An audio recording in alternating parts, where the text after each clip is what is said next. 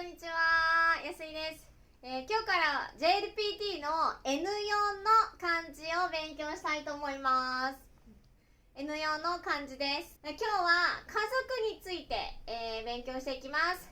家族ですね。家とかね、家族。で、兄弟、お兄さん、弟の漢字を勉強していきます。まず家族の家です。家という漢字です。1、2、3、4、5、6、7、8、9、10。難しいですね。もう一度書きます。1、2、3、4、5、6、7、8、9、10ですね。10画です。ここですね。ここはカタカナのうに似ていますね。うね。これうかんむりと言います。書き順は一緒です。1、2、そして3ですね。ここしっかりと、これですね。しっかりと角度をつけてください。そして4、真ん中から5です。で、6はこうカーブですね。6、7、8、9、そして10となります。形のポイントとしては、ここと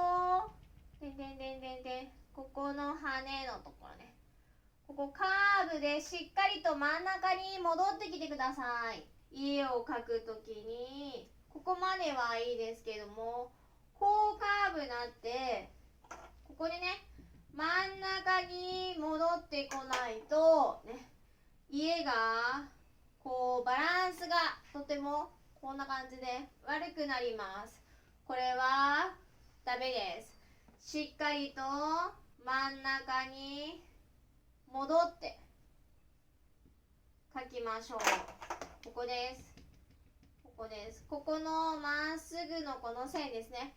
ここのポイント、ここのポイントを、しっかりと合わせてください。読み方ですね。読み方は家。漢字の読み方、家とや、そしてかとも読みます。で、私の家、ハウスのことですね。私の、家。こんな感じですかね。はい。私の家。私の家ですね。ここも、ここの間、ね、同じに書くととてもバランスがよく見えます。私の家とか、例えばアパートとかマンションですね。こんなマンションのオーナーの人いますよね。マンションのオーナーとか、小さいアパートだったらアパートのね、オーナーね、オーナーのことをアパートの大家と言います。例えばアパートの大家ね。大家さんっていう風に言ったら、例えばアパートとかマンションとかのオーナーのことです。マンションとかアパートを自分のマンション、自分のアパートじゃない時ですね。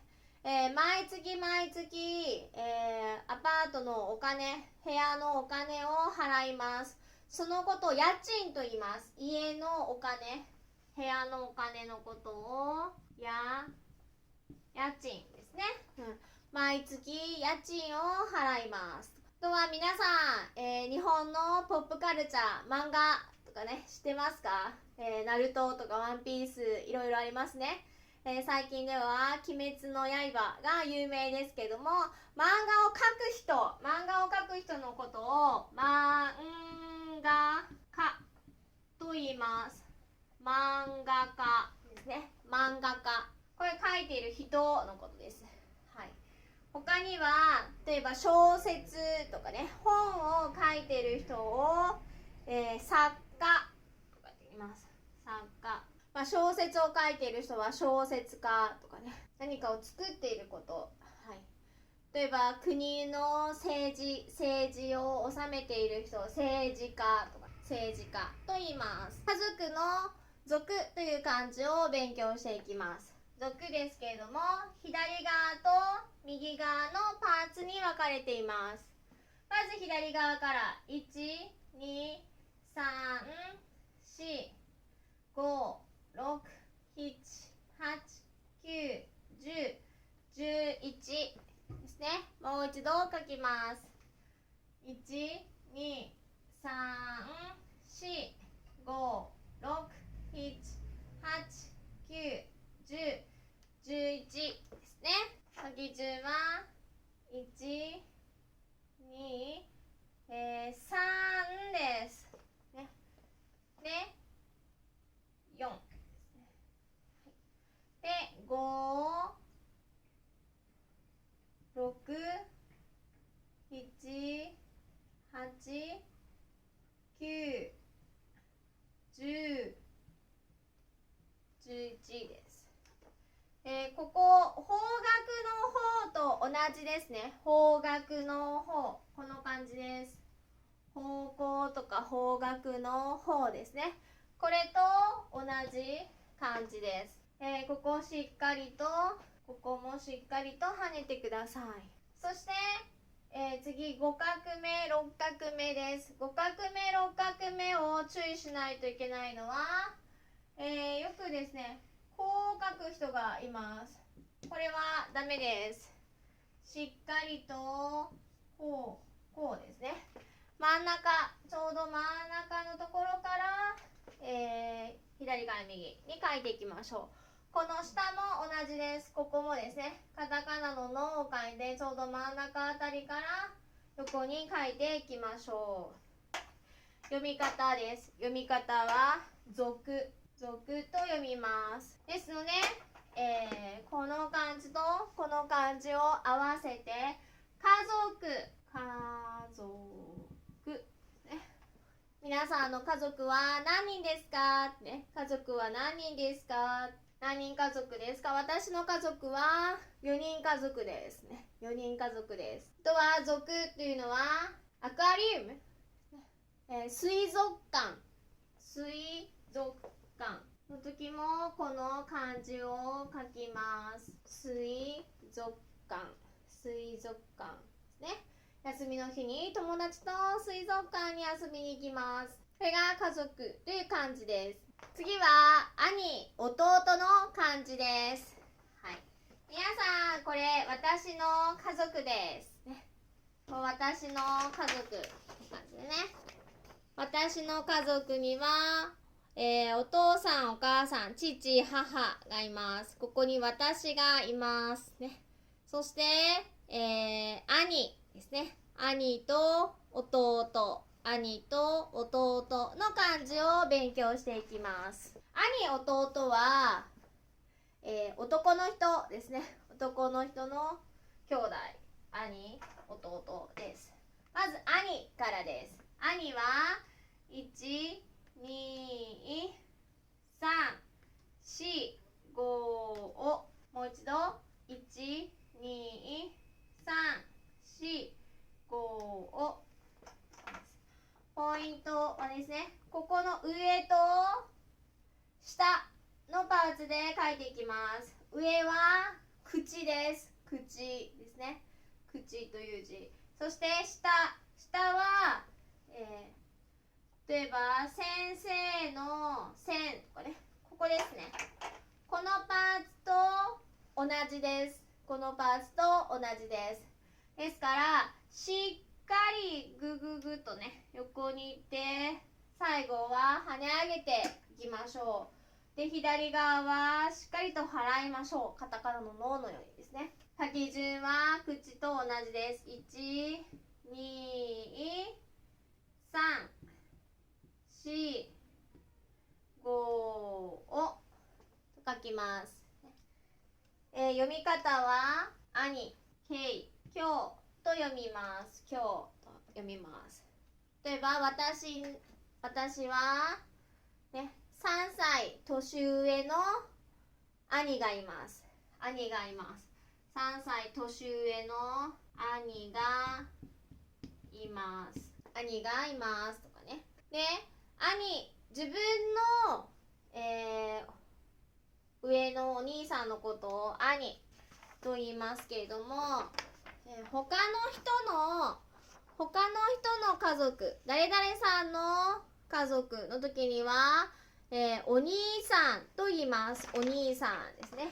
その時特別な読み方をします。漢字は同じ漢字を書きます。お兄さんですね。お兄さん。読み方はにと読みます。お兄さん、お兄さんですね。父と兄のことを父と兄というふうに漢字で書いて、これは父兄と読んだり、例えば家族がいます。これ家族ですね。私がいます。はい。例えば姉ですね。私の姉が結婚をします。結婚したら、夫がいますね。姉の夫ですね。姉の夫。例えば父、母、兄弟がいます。ここに私です。そしてここに姉、お姉さんがいるとします。お姉さん、こっちに妹ですね。はい。じゃあ姉が結婚します。結婚して子供がいますね。そしたらこの人は姉の夫ですね。姉の夫、ハズバンのこと、夫です。姉の夫です。姉の夫のこと、私から見てこの姉の夫というのはイコール義理のお兄さんなんですね。お兄さん。義理というのは血はつながっていません。血はつながっていません。でも家族ですね。義理のお兄さんです。どうしてか、姉の夫だからです。で、義理のお兄さんのことをこういう漢字を書いて義兄と読みます。義兄ですね。義兄ですね。義兄と言います。少し難しい漢字ですけれども、義とかね、義理という言葉を使ってね、血がつながっているかつながっていないかとかねっていうのを表します。弟という漢字を勉強していきます。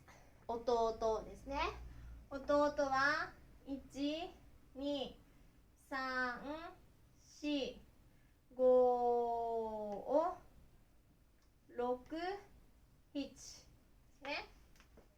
7画です。もう一度1、2、3、4、5、6、7、バランスが難しい漢字になります。1、2、3です。で、4はここね、閉じる。で、5はこういて、こうですね。で、6が縦です。そして7。もう一度書くと、1、2、3、4、5、6、7、7画です。ポイントはしっかりここに、ね、ここですね。角度をつけていきましょう。よく間違えるのがバランスですね。ここがすごくね、こう長くなっちゃったりとか、これバランスが悪いですね。ここのバランス、ここのスペース、ここのスペースは同じ。最後はしっかりとね、こう長くしていきましょう。真ん中のこれが、ここが短い。ここですね。これ短いのもダメです。読み方は弟、一つの漢字で弟と読みます。ていとか大とも読みます。ですのでこの2つの漢字を書いてですね、これで兄弟と読みます。兄弟と読みますね。皆さん、兄弟は何人いますかとかね、兄弟は何人いますか、この字です。兄弟です。で、弟です。私には弟がいます。弟は今高校3年生ですとかね。で、さっきの義兄と同じように妹ですね。妹が結婚しました、ね、妹が結婚しました。そうするとこっちですね。この人は妹の夫ですね。妹の夫です。イコール義理の弟となります。義理の弟です。どうしてか、妹の、夫だからですね。そして、これね、義と弟という漢字を書いて義弟と読みます。義弟ですね。まあ難しい漢字ですけど、難しい言葉になりますけれども、家族を紹介するときには使えますから、皆さん頑張って書いて覚えてください。頑張ってください。